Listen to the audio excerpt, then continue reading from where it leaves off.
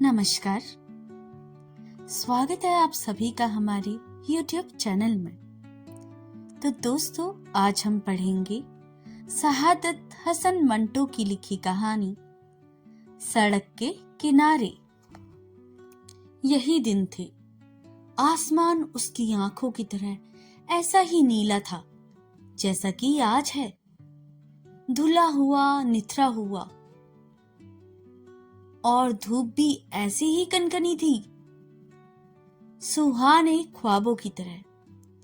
मिट्टी की बॉस भी ऐसी ही थी जैसे कि इस वक्त मेरे दिल और दिमाग में रच रही है, और मैं इसी तरह लेटे लेटे अपनी फड़फड़ाती हुई रूह उसके हवाले करती थी। उनने मुझसे कहा था, तुमने मुझे जो आज ये लम्हात अदा किए हैं, यकीन जानो मेरी जिंदगी उनसे खाली थी। जो खाली जगहें तुमने आज मेरी हस्ती में पुर की है, तुम्हारी शुक्रगुजार हैं। तुम मेरी जिंदगी में ना आती तो शायद वो हमारी हमेशा अधूरी रहती। मेरी समझ में नहीं आता मैं तुमसे और क्या कहूं। मेरी तकमील हो गई है ऐसे मुकम्मल तौर पर कि महसूस होता है मुझे अब तुम्हारी जरूरत नहीं रही। और वो चला गया, हमेशा हमेशा के लिए चला गया। मेरी आंखें रोई, मेरा दिल रोया। मैंने उसकी मिन्नत समाज से की, उससे लाख मर्तबा पूछा कि मेरी जरूरत अब तुम्हें क्यों नहीं रही, जबकि तुम्हारी जरूरत अपनी तमाम शिद्दतों के साथ अब शुरू हुई है। उन लम्हात के बाद जिन्होंने बकौल तुम्हारी हस्ती की खाली जगहें पुर की हैं।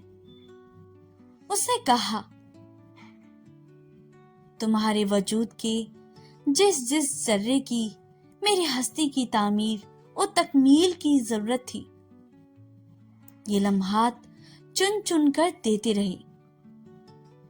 अब की तकमील हो गई, तुम्हारा मेरा रिश्ता खुद ब खुद खत्म हो गया। किस कदर जालिमाना लफ्ज थे।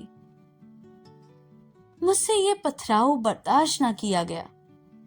मैं चीख चीख कर रोने लगी, मगर इस पर कुछ असर न हुआ। मैंने उससे कहा, ये जर्रे जिनसे तुम्हारी हस्ती की तकमील हुई है, मेरे वजूद का हिस्सा थे। क्या इनका मुझसे कोई रिश्ता नहीं? क्या मेरे वजूद का बकाया हिस्सा उनसे अपना नाता तोड़ सकता है? तुम मुकम्मल हो गए हो, लेकिन मुझे अधूरा करके। क्या मैंने इसीलिए तुम्हारा अपना माबूद बनाया था? उसने कहा, भौरे फूल और कलियों का रस चूस चूस कर शहीद कशीद करते हैं, मगर वो उसकी तलछट तक भी इन फूलों और कलियों के होठों तक नहीं लाते। खुदा अपनी परस्तित कराता है, मगर खुद बंदगी नहीं कराता। अदम के साथ खलवत में चंद लम्हात बसर करके उसकी वजूद की तकमील की। अब अदम कहाँ है? उसकी अब वजूद को क्या जरूरत है? वो एक ऐसी माँ थी जो वजूद को जन्म देते ही जचकी के बिस्तर पर फरहाना हो गई थी। औरत रो सकती है, दलीलें पेश नहीं कर सकती। उसकी सबसे बड़ी दलील उसकी आंख से ढलका हुआ आंसू है। मैंने उससे कहा, देखो मैं रो रही हूं, मेरी आंखें आंसू बरसा रही हैं। जा रहे हो तो जाओ, मगर इनमें से कुछ आंसुओं को अपने रुमाल के कफन में लपेटकर साथ लेते जाओ। मैं तो सारी उम्र रोती रहूंगी। मुझे इतना तो याद रहेगा कि चंद आंसुओं के कफन दफन का सामान तुमने भी किया था, मुझे खुश करने के लिए। उसने कहा, मैं तुम्हें खुश कर चुका हूं। तुम्हें उस ठोस मुर्रत से हमकरनार कर चुका हूं जिसके तुम शराब ही देखा करती थी। क्या उसका लुफ्त, उसका कैफ तुम्हारी जिंदगी बकाया लम्हात का सहारा नहीं बन सकता? तुम कहती हो कि मेरी तकमील ने तुम्हें अधूरा कर दिया है, लेकिन ये अधूरापन ही क्या तुम्हारी जिंदगी को मुतहर्रिक रखने के लिए काफी नहीं। मैं मर्द हूं, आज तुमने मेरी तकमील की है, कल कोई और करेगा। मेरा वजूद कुछ ऐसे आबो गुल से बना है जिसकी जिंदगी में ऐसे कई लम्हात आएंगे जब वो खुद को तिश्राए तकमील समझेगा। वो तुम जैसी कई औरतें आएंगी जो इन लम्हात को पैदा की हुई खाली जगह पुर करेंगी। मैं रोती रही, झुंझलाती रही। मैंने सोचा, ये चंद लम्हात जो अभी अभी मेरी मुट्ठी में थे, नहीं, मैं इन लम्हात की मुट्ठी में थी। मैंने क्यों खुद को उनके हवाले कर दिया? मैं क्यों अपनी फड़फड़ाती रूह के उनके मुंह खोले कफस में डाल दी? इसमें मजा था, एक लुफ्त था, एक कैफ था, जरूर था। और ये उसके और मेरे तसादुम में था। लेकिन ये क्या किया कि वो साबित और सलीम रहा और मुझ में तरीड़े पड़ गए। ये क्या कि वो अब मेरी जरूरत महसूस नहीं करता, लेकिन मैं और भी शिद्दत से उसकी जरूरत महसूस करती हूँ। वो ताकतवर बन गया है, मैं नहीफ हो गई हूँ। ये क्या है कि आसमान पर दो बादल हम आगोश हों। एक रो रो कर बरसने लगा, दूसरा बिजली का कूदा बनकर इस बारिश से खेलता, कड़कड़ाते लगातार भाग जाएं। ये किसका कानून है? आसमानों का या जमीनों का या उनके बनाने वालों का? मैं सोचती रही और झुंझलाती रही। दो रूहों का सिमट कर एक हो जाना और एक होकर वल्हाना वसीयत इख्तियार कर जाना, क्या ये सब शायरी है? नहीं, ये दो रूह समेट कर जरूर उस नन्हे से नुक्ते पर पहुंचती है जो फैल कर कायनात बनाता है। लेकिन इस कायनात में एक रूह क्यों कभी कभी घायल छोड़ दी जाती है? क्या इस कसूर पर कि उसने दूसरी रूह को इस नन्हे से नुक्ते पर पहुंचने में मदद की? ये कैसी कायनात है? यही दिन थे, आसमान की आंखों की तरह ऐसा ही नीला था जैसा कि आज है, और धूप भी ऐसी ही कनकनी थी। और मैंने इसी तरह लेटे लेटे अपनी फड़फड़ाती हुई रूह को उसके हवाले कर दी। वो मौजूद नहीं है। बिजली का कौंदा बनकर जाने वो किन बदलियों को गिर्रा औजारी से खेल रहा है। अपनी तकमील करके चला गया। एक सांप था जो मुझे डस कर चला गया, लेकिन अब उसकी छोड़ी हुई लकीर क्यों मेरे पेट में करवटें ले रही हैं? क्या ये मेरी तकमील हो रही है? नहीं नहीं, ये कैसे तकमील हो सकती है? ये तो तकीब है, लेकिन ये मेरे जिस्म की खाली जगह पुर हो रही हैं। ये जो गड्ढे थे किस मलमे से पुर किए जा रहे हैं? मेरी रगों में ये कैसी सरसराहटें दौड़ रही हैं? मैं सिमट कर अपना पेट में किस नन्हे से नुक्ते पर पहुंचने के लिए पेचोताब खा रही है? मेरी नाव डूब कर अब किन समुद्रों में उभरने के लिए उठ रही हैं? ये मेरे अंदर दहकते हुए चूल्हे पर किन मेहमानों के लिए दूध गर्म किया जा रहा है? ये मेरा दिल, ये मेरे खून को धुनक धुनक कर किसके लिए नर्म और नाजुक रजाइयां तैयार कर रहा है? ये मेरा दिमाग मेरे हालात के रंग बिरंगे धागों से किसके लिए नन्ही मुन्नी पोशाकें बना रहा है? मेरा रंग किसके लिए निखर रहा है? और मेरे अंग अंग का एक रूम रूम में फंसी हुई हिचकियां लोरियों में क्यों तब्दील हो रही हैं? यही दिन थे, आसमान उसकी आंखों की तरह ऐसा ही नीला था जैसा कि आज है।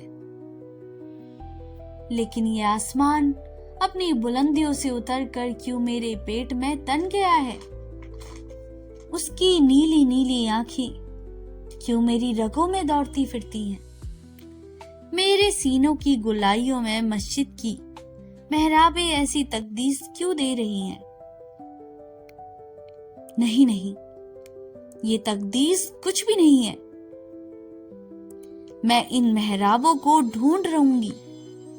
मैं अपने अंदर तमाम चूल्हे सर्द कर दूंगी जिन पर बिन बुलाए मेहमानों की खातिर हानियां चढ़ी हैं।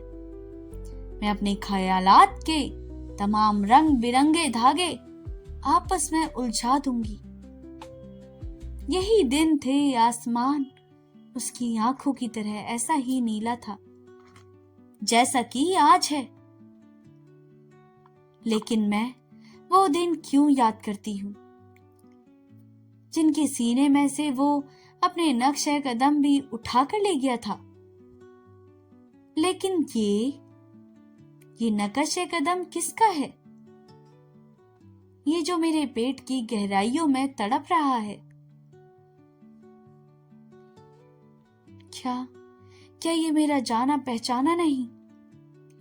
मैं उसे खुरच दूंगी, उसे मिटा दूंगी। ये रसूली है, फोड़ा है, बहुत खौफनाक फोड़ा। लेकिन मुझे क्यों महसूस होता है कि ये फाया है? फाया है किस जख्म का? उस जख्म का जो मुझे लगा कर चला गया था। नहीं नहीं, ये तो ऐसा लगता है किसी पैदाइशी जख्म के लिए, ऐसे जख्म के लिए जो मैंने कभी नहीं देखा था, जो मेरी कोख में ना जाने कब से सो रहा था। ये कोख क्या, फजूल सी मिट्टी की हंडकलाया, बच्चों का खिलौना। मैं इसे तोड़ फोड़ दूंगी। लेकिन ये मेरे कौन से कान में कहता है कि दुनिया का एक चौराहा है। अपना भांडा क्यों इसमें फोड़ती है? याद रख, तुझ पर उंगलियां उठेंगी। उंगलियां उधर क्यों ना उठेंगी जिधर वो अपनी हस्ती मुकम्मल करके चला गया था। ये उन उंगलियों का रास्ता मालूम नहीं। ये दुनिया का चौराहा है, लेकिन उस वक्त तो वे मुझे अपने दोहरे पर छोड़कर चला गया था। इधर भी अधूरापन था। उधर भी अधूरापन, इधर भी आंसू उधर भी आंसू। लेकिन ये किसका आंसू? मेरे सीप में मोती बन रहा है, ये कहाँ बंधेगा? उंगलियां उठेंगी जब सीप का मुंह खुले और मोती फिसल कर बाहर चौराहे में गिर पड़ेगा, तो उंगलियां उठेंगी, सीपी की तरफ भी और मोती की तरफ भी। और ये उंगलियां सपोलिया बनकर उन दोनों की डसेंगी और अपने जहर से उनको नीला कर देंगी। आसमान उसकी आंखों की तरह ऐसा ही नीला था जैसा कि आज है। ये क्यों नहीं पड़ता? वो कौन से सुतून है जो उसको थामे हुए है? क्या उस दिन जो जलजा आया था वो इन सतूनों के बुनियादें हिलाकर देने के लिए काफी नहीं था? ये क्यों अब तक मेरे सिर के ऊपर इसी तरह तना हुआ है? मेरी रूह पसीने में गर्क है, इसका हर मसाम खुला हुआ है, चारों तरफ आग दहक रही है, मेरे अंदर कंठाली में सोना पिघल रहा है, धकोनियां चल रही हैं, शौले भड़क रही हैं, सोना आतिश फिसा पहाड़ के लावे की तरह उबल रहा है। मेरी रगों में नीली आंखें दौड़ दौड़ कर हाफ रही हैं, घंटियां बज रही हैं, कोई आ रहा है, कोई आ रहा है। बंद कर दो किवाड़। कठाली उलट गई, पिघला हुआ सोना बह कर रहा, घंटियां बज रही हैं, वो आ रहा है, मेरी आंखें मूंद रही हैं, नीला आसमान गदल होकर नीचे आ रहा है। ये किसके रोने की आवाज है? उसे चुप कराओ। उसकी चीखें मेरे दिल पर हथौड़ा मार रही हैं। चुप करवाओ, उसे चुप करवाओ, अरे उसे चुप करवाओ। मैं गोद बन कर रही हूं, मैं गोद क्यों बन रही हूं? मेरी बाहें खुल रही हैं, चूल्हों पर दूध उबल रहा है, मेरे सीने की गोलाइयां प्याली बन रही हैं। लाओ इस गोश्त के लोथड़े को, मेरे दिल के धनके हुए खून को नर्म गर्म गोलों में लेटा दो। मत छीनो उसे, मुझसे जुदा ना कर दो, खुदा के लिए मुझसे जुदा ना करो। उंगलियां उठने दो, उंगलियां, मुझे कोई परवाह नहीं। ये दुनिया चौराहा है, फूटने दो मेरी जिंदगी के तमाम भांडे, मेरी जिंदगी तबाह हो जाएगी। हो जाने दो, मेरा कोई गोश्त वापस दे दो, मेरी रूह का ये टुकड़ा मुझसे मत छीनो। तुम नहीं जानते ये कितना कीमती है, ये गौहर है जो मुझे उन चंद लम्हात ने अता किया है, उन चंद लम्हात ने जिन्होंने मेरे वजूद के कई जर्रे चुन चुन कर किसकी तकमील की थी, और मुझे अपने ख्याल में अधूरा छोड़कर चले गए थे। मेरी तकमील आज हुई है, मान लो।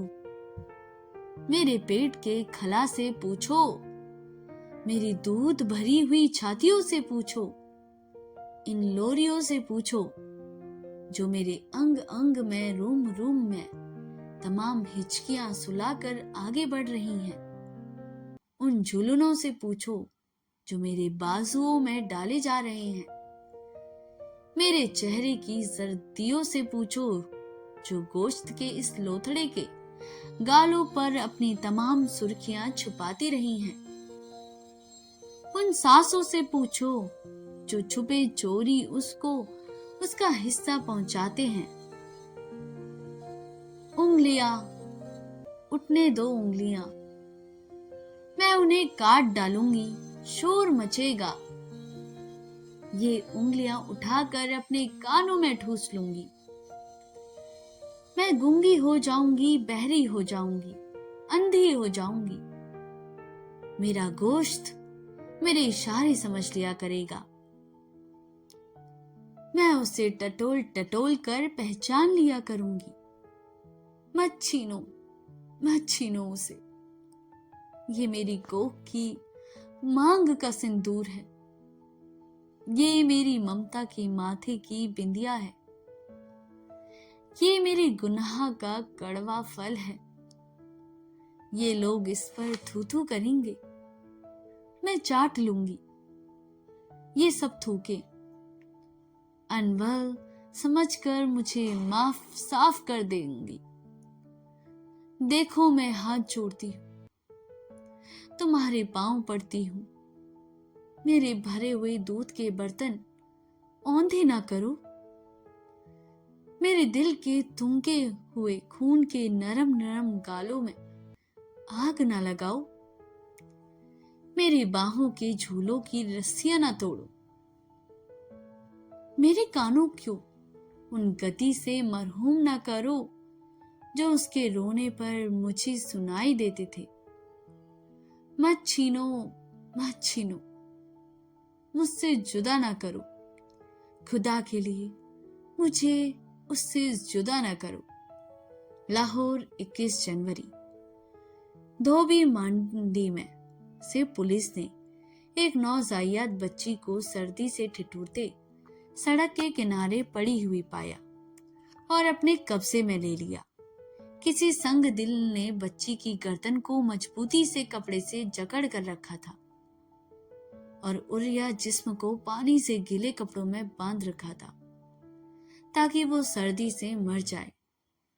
मगर वो जिंदा थी। बच्ची बहुत खूबसूरत थी, आंखें नीली हैं। उसको अस्पताल पहुंचा दिया गया है। तो दोस्तों, यह कहानी यहीं पर समाप्त होती है। सड़क के किनारे एक ऐसी मार्मिक अफसाना है जो मानवीय संवेदनशीलता, शारीरिक जरूरतों और स्त्री पुरुष के संबंधों की जटिलताओं पर आधारित है। यह कहानी एक ऐसी औरत के इर्द गिर्द घूमती है जो एक मर्द के साथ शारीरिक संबंध के बाद गर्भवती हो जाती है और अंत में मानसिक द्वंद से गुजरते हुए एक बच्ची को जन्म देकर दम तोड़ देती है। कहानी में इंसानी फितरत, जरूरत और एक जज्बात के केंद्र को दर्शाया गया है। एक पुरुष एक महिला के साथ संबंध बनाता है जिसके परिणाम स्वरूप वह महिला गर्भवती हो जाती है। प्रेगनेंसी के दौरान महिला विभिन्न मानसिक संघर्षों से गुजरती है। अंत में महिला एक खूबसूरत सी बच्ची को जन्म देती है, लेकिन उसकी मौत हो जाती है। मंटो ने हमेशा की तरह हकीकत के बहुत करीब रहने वाली कहानी पेश की है जो सीधा दिल पर चोट करती है।